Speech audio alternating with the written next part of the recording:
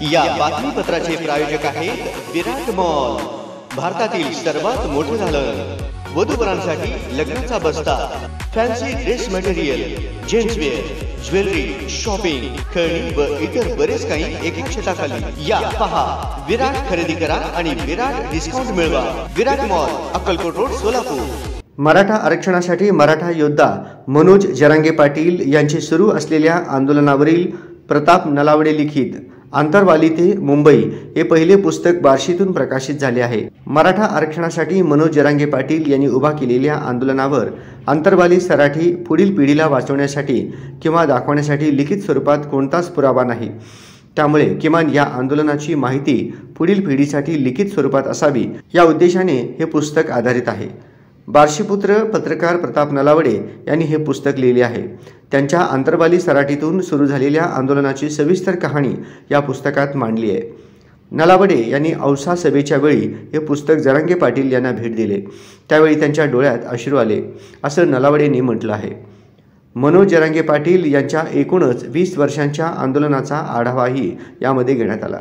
अनेकदा अनेक आंदोलनं होतात, त्या आंदोलनामध्ये अनेक वेगवेगळ्या घडामोडी घडतात आणि काही दिवसांनी कालांतराने लोकांना त्याचं विस्मरण होतं।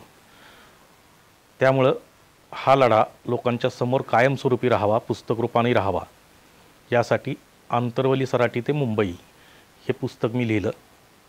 या पुस्तकाला वाचकांची जोरदार मागणी आहे, राज्यातून आहे, इतर काही राज्यातून सुद्धा या पुस्तकाला मागणी होत आहे।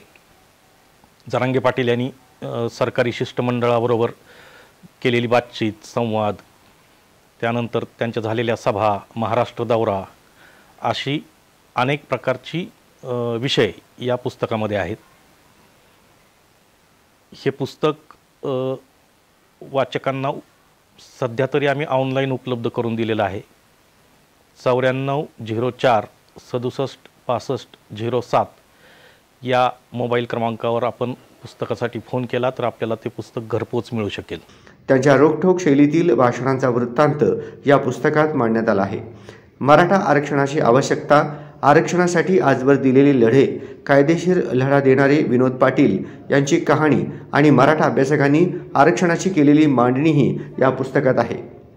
यापूर्वीही मराठा समाजाने शांततेत 58 मोर्चे काढले, मात्र पुढील पिढीला वाचण्यासाठी किंवा दाखवण्यासाठी लिखित स्वरूपात कोणताच पुरावा नाही।